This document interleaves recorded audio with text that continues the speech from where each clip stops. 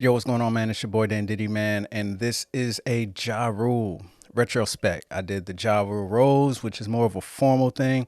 This time, I actually just want to spitball. I want to go through, look at Ja's discography, and just talk about the key points that I remember, because I was around during pretty much his whole run, uh, growing up, and just talk about it.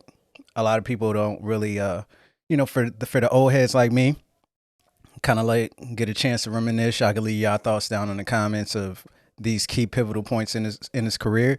And for people that aren't too familiar with Ja, this is like the youngins and everything. This is kind of a way for you to get an understanding of his trajectory and how he ended up kind of where he is today. So let's go ahead and get started. First things first, man. Rest in peace to Irv Gotti. Irv Gotti passed away February 6th, 2025. Depending on when you're watching this, that was today. Irv was instrumental in helping put Def Jam back on top. He's the one that pushed Leor to sign DMX. He's the one that produced some of the biggest records. I mean, like at least the biggest, one of the most people's favorite Jay-Z record off of Reasonable Doubt. And he's responsible for Ja, and he's responsible for putting Ashanti on. So, I mean, with that said, music wise, his music legacy is cemented. He's done some dope stuff. He helped put Def Jam back on top. He helped establish the big three at Def Jam. But yeah, rest in peace, Irv Gotti. And y'all can leave y'all thoughts on that in the comments down below. So, R.U.L.E.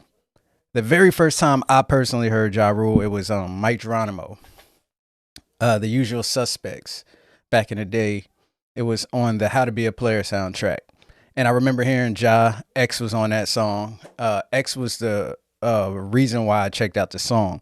I had this thing where if I really liked you as an artist, I pretty much bought every single thing that you were on. So if DMX was on it, because this is around the time DMX started emerging, if DMX was on it, I went and bought it.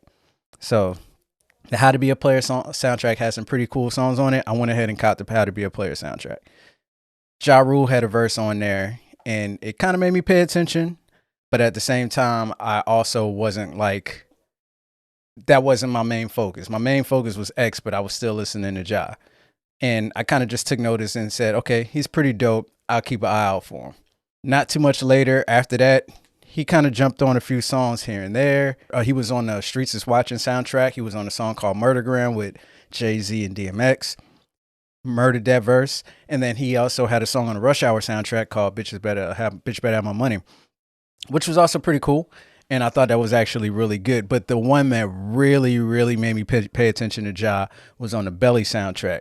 So on the Belly soundtrack, he's on Grand Finale with Nas, Method Man, and DMX. But he had a song on there called Story to Tell. And I love the beat and I love the story. And that was like my first real, okay, let me pay attention to Ja Rule.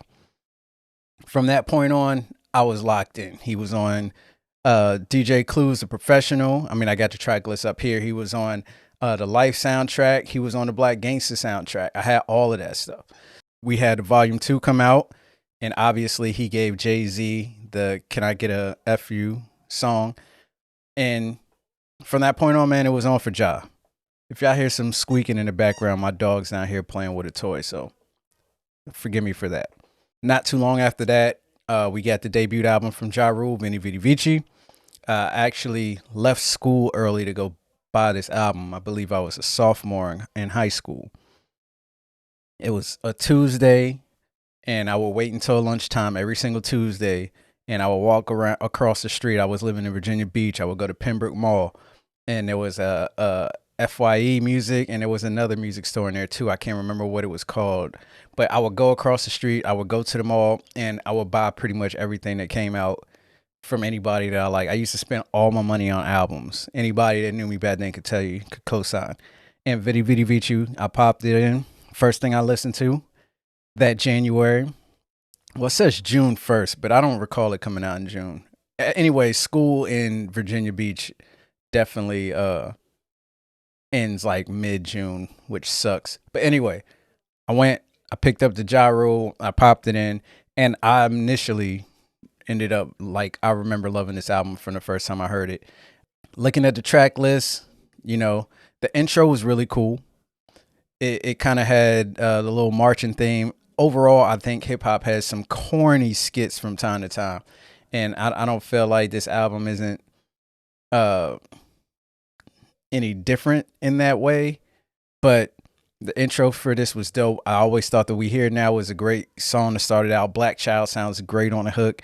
Ja actually really kills that verse on the verses on there. I think it's only 2 verses on there. The World's Most Dangerous featuring R.O.S.E. Like the production on this album is really good. Is really overrated. I mean, really underrated. World's Most Dangerous. But the intro for this was dope. I always thought that We Here Now was a great song to start it out. Black Child sounds great on the hook. Ja actually really kills that verse on the verses on there. I think it's only 2 verses on there.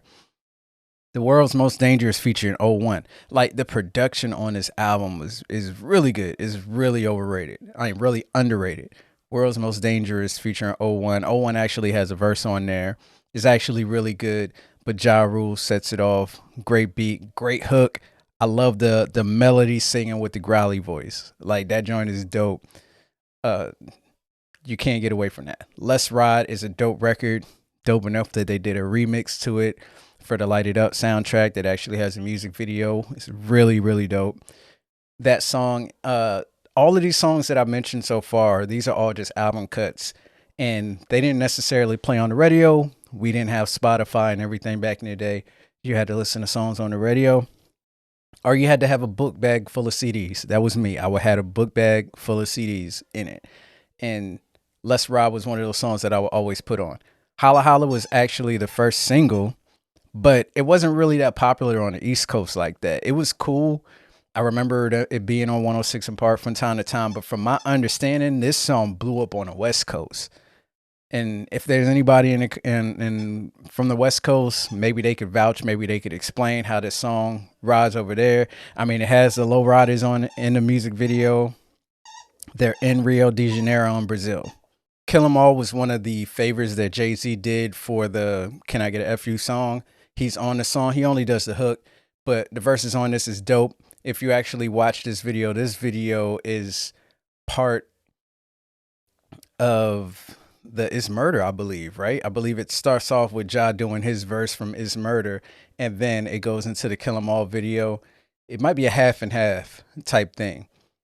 But the video for the Is Murder is actually really dope. It's kind of a smoke-filled studio session, kind of blue, and Ja's kind of just rapping to a mic. And you can see all the people from Murder Inc. in the studio room. It's a really dope video. Then we have Niggas theme, and it has the I Hate Niggas skit at the front. I don't know what movie this is from. Let me actually see if it actually tells me. So I can't figure out where it's from. I'm assuming it's from a movie. But either way, Niggas theme is a great, great song. I love this record. Case is on the record. I don't recall Case being on this song. Black Child is on the hook. But the eeriness of that sample, and it's just a great record. And Ja just floats on this beat. Anytime somebody floats on a beat, I just love it. The Suicides theme, I believe that's a Case song. I can't remember. No, R. Kelly. It's an R. Kelly song. And he sampled that. It's cool. Story to Tell. The version that's on Belly is better to me. I can do without the talking in the middle, but whatever. It's cool. It's cool. The Chris Black skit. He has this, I think, on a couple of times where he has people calling from jail. I think he does it on the next album too. But Count on Your Niggas is the beat on that. They was in the zone on these beats, man. This is like New York hip hop beats. I love it. It's a great record. I love the hook. It's kind of like one of those things where he's kind of asking a whole bunch of things. What makes a nigga who he is, and how do we get from where we at to where we be? It's evident who's out for the dead presidents, and why there's so many close to my heart have to die. Where we headed in life, nigga. There's no start, no end, but when you down, you can count on your niggas. Like I love that hook. It's dope. That's one of those songs right there that's super underrated that I don't think people give enough respect to. It's Murder featuring DMX and Jay-Z. I love this record. I don't even know who has the best verse on this song. That's debatable, right? Is it Jay? Is it X? I love the way Hove comes in. Because on the first Murdergram, it 100% goes to DMX, right? But it's Murder.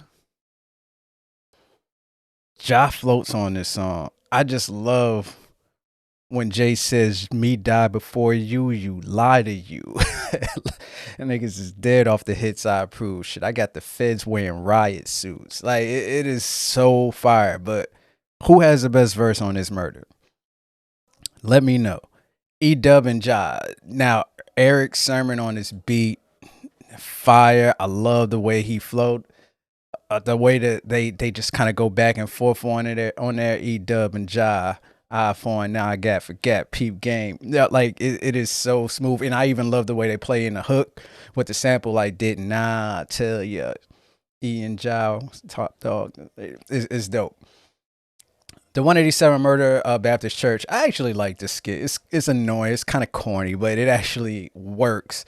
Murder for Life was on Memphis Bleek's album. Really dope song. I thought they did a good job of going back and forth. The beat is actually really dope as well. I think Top Fife did that. I can't remember 100%, but it's a dope beat. Daddy's Little Girl featuring Ron Osley, dope. This song came out, I feel like this song came out at the end of the run for this album. One thing that the younger people may not remember, albums used to run for at least a year. And it used to get promoted for the whole entire year. Like nowadays, you get like 2-3 weeks. You drop all you drop all your videos at the beginning of the year, and then you're working on your next project. It used to be like a whole year run for an album. You know, Daddy's Little Girl, Daddy's Little Baby is one of Ja's best songs, one of his most underrated songs. Race Against Time, crazy, and he knew it was dope. That's why he did a part two on Blood in My Eyes. Great song. Only Begotten Son is dope. The Murderers is alright. It's alright. They do one of these posse cuts on every album. This is probably one of my least favorite ones right here, but it is what it is. It's cool. After Venni Vidi Vici, I think Ja talked about taking a lot of backlash for disrespecting women throughout the album, and he talked about how he wanted to give one back to the women, and also he wanted to change a little bit so he can separate himself more from X, right? Because you had all of the people just kept putting him and X together, and that's they kind of had little issues from time to time. They kind of diss each other on a couple of records, but when Vidi Vidi Vici came, when Pain is Love came out, Rule 336 came out. It was 100% the separation between John X. There was really no reason you can compare the same anymore. The close, like, even if you take X's girl songs and compare them to Ja's girl songs, they're just different. Like, you have DMX doing a How's It Going Down. You had DMX doing a What These Bitches Want. You also had DMX doing a It's Alright. It don't sound anything like Between Me and You, Put It On Me. It's just different. You know what I mean? So this was the album where Ja definitely separated himself, and you couldn't really compare the two anymore. The intro is actually pretty dope. It sets the stage. The Watching Me joint, dope. Love the way the guitars came in on that one, man. The energy. I even love the question he starts the whole thing up. Like, God, am I a figment of your imagination, or are you a figment of my imagination, or am I one of yours? Like, it's a great way to start the album. And considering that, and then you got One of Us at the end of the project. Ja don't get enough credit, man. People need to start putting some respect on his name. Watching Me just kind of ends with him screaming, Watching Me, and then Between Me and You comes on. This was the first single. Christina Milian, this was the first time most people had ever seen her before. Everybody, I remember this is when people had MySpace pages and people used to make walls, like backgrounds and things like that. And mad people had Christina Milian as they like background wallpaper. She was like the hottest new thing. Between Me and You blew up. But right after Between Me and You blew up, Put It On Me was out of here. And they put out the music video, had Lil Mo included on the song. They didn't actually add that version into the album until later. I think somewhat of a re-release. And that version is also on the Fast and Furious soundtrack. Him and Vin Diesel got really close working on the Fast and Furious album. He even gives Vin Diesel a couple shout outs on the third album because he was in the studio while they were recording the records. Put It On Me was crazy. 6 Feet Underground. Love this record. Love the beat. Love the sample that's in there. Love the questions on there. Ja's third verse, he kind of got a little lazy in there, but it's still a dope record. Love Me or Hate Me, great record. That song is underrated. Listen to them verses in there, man. I love the way he flows on those songs. Die featuring Black Child, Cadillac Time, Dave Bing. Okay. As soon as I heard the beat, I knew exactly what it was. I like that record. I like Black Child's verse on there. Fuck the piece, you can get a piece of the pistol. That's a dope verse from Black Child in there. I actually think Ja had the best verse in there, but it's dope. FU ended up being on the Fast and Furious soundtrack. It was a pretty big record. The beat on there is really dope. It has that Lil Rob Irv Gotti feel all over it. I hated the fact when this album came out, I hated the fact that they put skits back to back. That was so whack. I do like the fact that I'll Fuck You Girl is kind of like a song skit, but having two skits back to back is trash. Like, we never need to do that in hip hop. And I actually prefer skits to be at the end of records. I don't like them taking up number slots. It's just a pet peeve of mine. Ecstasy featuring Black Child, Cadillac Time, J.O. Felony is all right. It's Your Life featuring Shay Shice. That's my joint.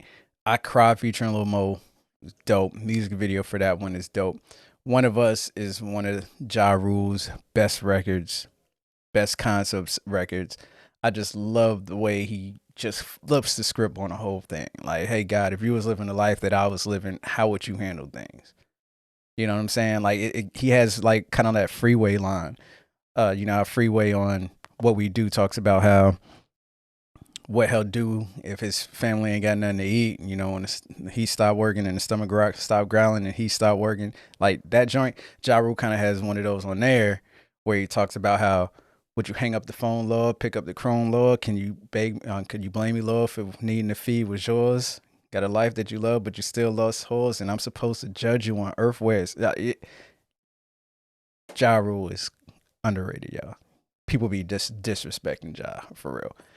At this time, Ja's pretty much like the biggest artist in the world. Jay was always up there for sure, but Ja was killing with Venni Vecci. All right, with Rule 336. But when he dropped that Pain Is Love, y'all, I can't express, like, it was a rap.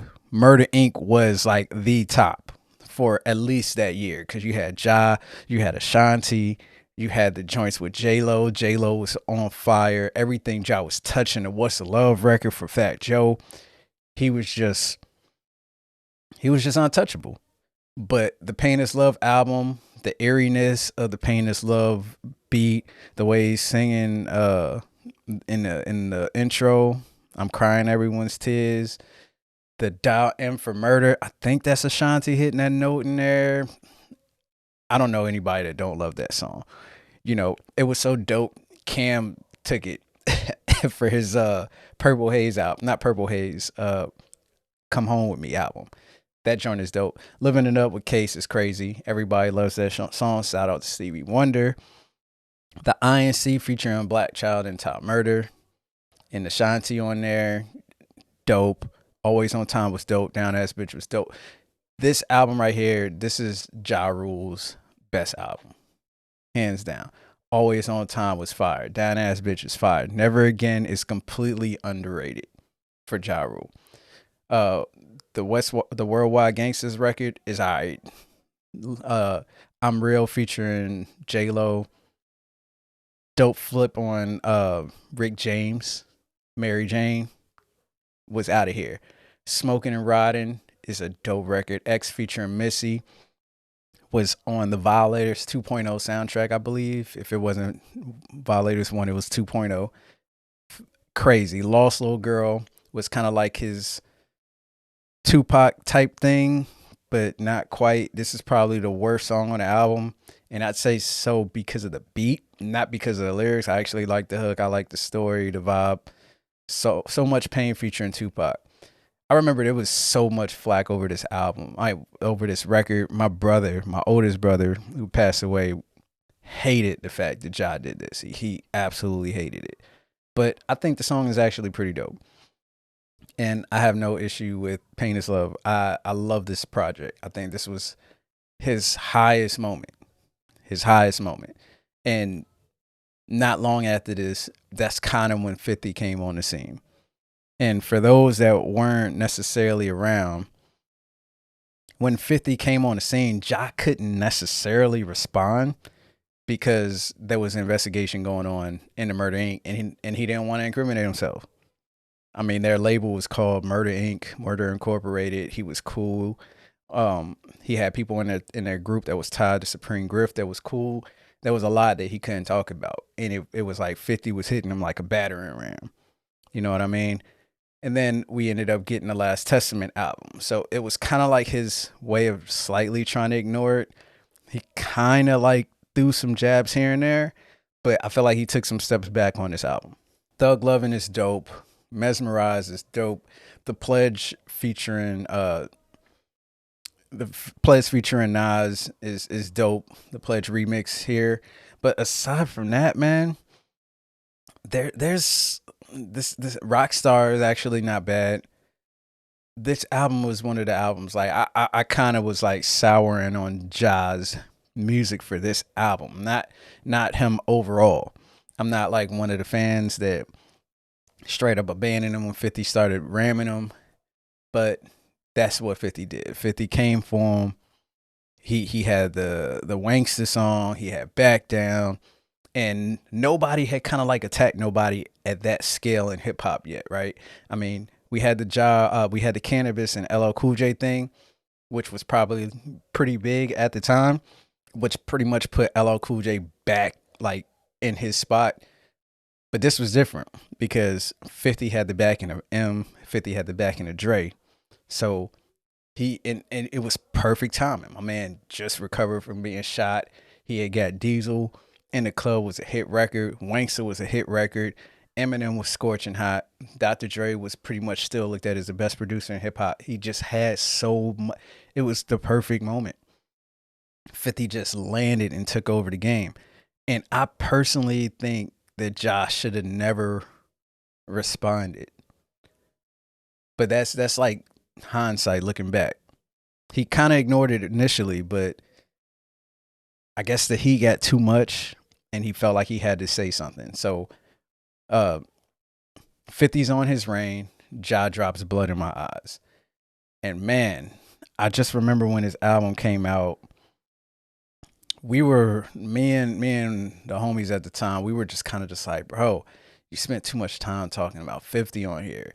So, and then on top of that, he went and got like Tupac's Hitman, right?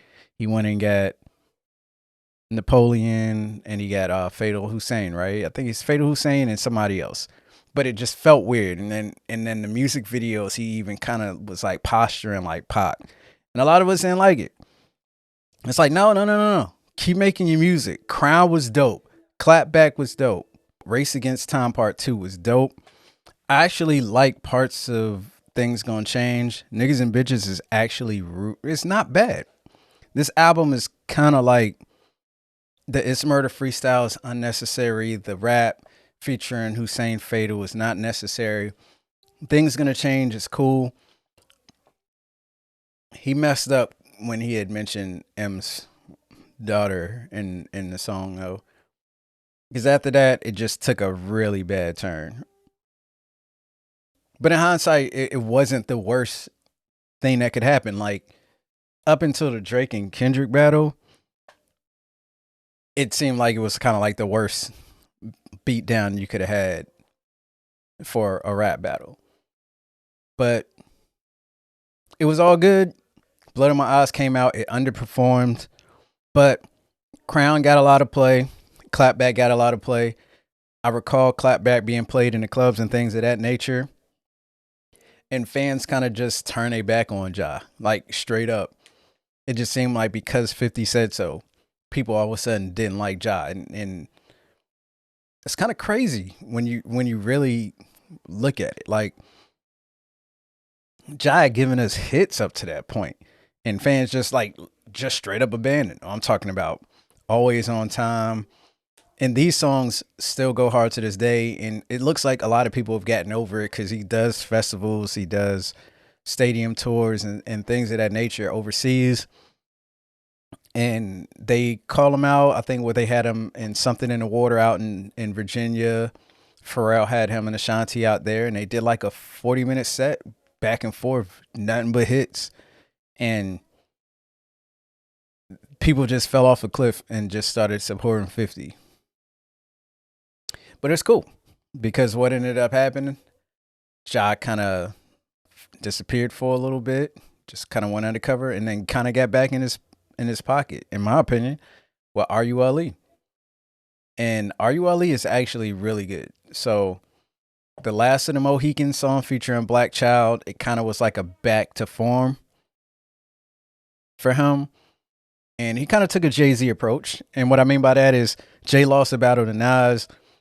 Jay kind of addressed the battle again. So after he lost, Blueprint 2 is kind of like his rebuttal. Ja kind of mentions a little bit here on Last of the Mohicans. I can't remember the bar exactly, but he said they were walking around with big bodies with no hearts in them. And he said some little slick stuff here and there.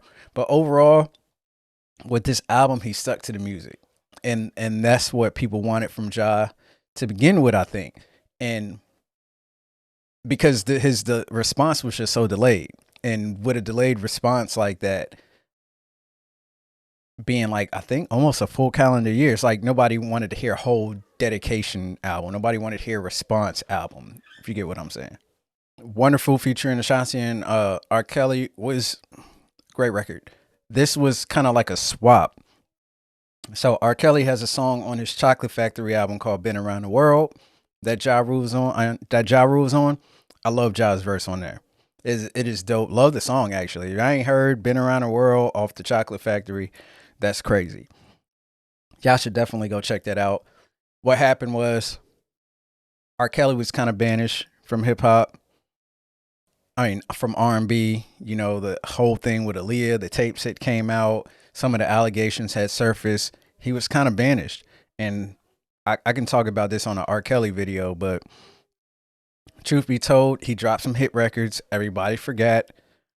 And he had everybody dancing. He even put out a gospel album. You know what I mean? And then he put out the Chocolate Factory because Loveland had leaked and he had did the swap with Ja. So Ja, he's on Wonderful.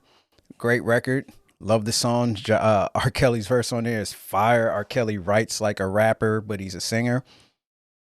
Dope record. What's My Name featuring Ashanti. Ashanti's on Wonderful too, but it's kind of like just accent singing. I still love it though. But New York was a huge record. New York was a huge record to the point where 50 tried to like double down and he dissed Jadakiss. He had dissed Fat Joe. And it was corny. The Piggy Bank song.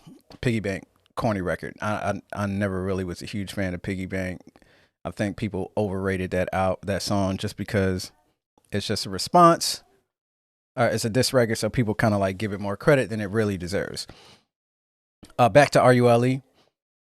Get It Started featuring Claudette Ortiz. Like, Claudette Ortiz was dope. She was part of City High. Everybody just knew she was going to blow up, but nothing really happened. I'm not really quite sure what happened. The Manual, Ja's kind of back in his old bag. R.U.L.E. is a dope flip on the Jagged Edge song.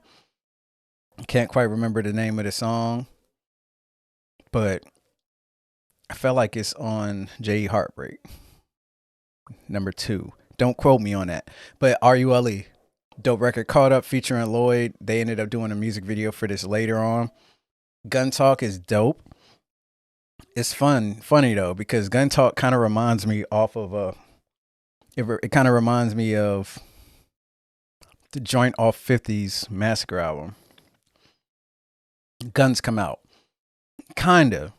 I love Guns Come Out. I love the horns. I love the beat, the keys in there. Gun Talk is dope because the hook, they have like a whole bunch of different guns shooting in the hook. Is a dope song. I actually really like that. But towards the end of this album, I feel like Ja kind of like really locked in for me. Life Goes On featuring Trick Daddy and Chink Santana. Love that record. Where I'm From featuring Lloyd, I couldn't even tell you how many times I ran this record back. Love that record. About My Money, About My Business with Black Child, Cadillac, Ty, and Young Merc is dope. Passion is dope. Like this, the end of this album. That Life Goes On with Trick Daddy. Trick Daddy has some underrated features around this time that people just don't talk about. And I think some people should put some respect on Trick Daddy's name too. But this is about Ja. Dope songs on this R.U.L.E album. I felt like Ja was back where he was supposed to be. New York was being played everywhere. We was out clubbing around these days, and New York would come on in the club all the time, and the crowd would go crazy anytime that beat came on. This is when Fat Joe was rapping like rent was due, even though we found out later that he had help. But hey, it is what it is. Love that project. R.U.L.E is completely underrated. Put some respect on Ja's name, y'all. Exodus was basically Ja's greatest hits album. The Exodus intro was actually dope. There's a music video that accompanied that. And, you know, after that, in hindsight, I feel like what ended up happening is I feel like all of the legal stuff with Murder Inc. made it tough for them to really kind of like weather the storm afterwards. You know, Ashanti kind of fell off. A lot of people fell off around that time. It's kind of like it was a shift in the culture. 50 it fell off, kinda. Nelly had kind of fell off. Like people, it just the sound was switching to the A, and Atlanta was about to have it for a minute. So New York hip hop kind of died after New York. Funny to say. But yeah, Exodus, he just kind of never really had the platform to blow up like he had prior to, which leads us to Mira. Mira is actually really good. I actually heard this album when I was putting together the R.O.S E. I had went through and listened to Mira a bunch of times. I had listened to Pain is Love 2 a bunch of times because I wasn't even aware of Mira. I wasn't even aware of the Ja Atkins files. And I was really surprised because I was just like under the impression that Mira was just going to be a bad project. But I just think it just has bad mixing. It's a dope album. You know, with Lil Wayne is dope. Body featuring Ashley Joy is right up the lane that you get with all the other Ja Rule records. Sunset featuring The Game. That was actually really dope that they had squashed a beef. I mean, Game had pretty much squashed his beef with everybody but 50. I thought he was never going to squash his beef with Ja. But he did. Judas is fire. Hearsay, fire. This album is really good. I think if you haven't heard The Mirror, you should go out of your way to check it out. And I think you'll be highly impressed, especially people that are really familiar with Ja's discography. This is not his worst album. I personally think The Last Testament is his last album. This album is actually really good. I just feel like it has some mixing issues. So after that, Ja kind of went away for a little bit, and as he was preparing to go to jail, he had put together his Pain is Love album, Pain is Love Part 2. As everybody knows, most people hate when they name albums and number 2s after their classic albums, but artists know that it's going to generate buzz automatically. So, Real Life Fantasy, I love this record. It's a dope sample of Queen, Bohemian Rhapsody. It's a great record. I love the hook on there. Homegirl is singing. The mixing on this record may be a little iffy, but this record is dope. It sounds like a monster record. At any other time, I felt like that would have blew up. Superstar is fire. Drown is fire. Never Had Times is fire. To the Top is fire. Like Believe is fire. Pain is Love 2 is not bad. I don't know who mixed and mastered the project, but if Ja had the same platform that he had when he was putting out Venni Vidi Vici 336 and Pain is Love, I felt like this album would have blew up.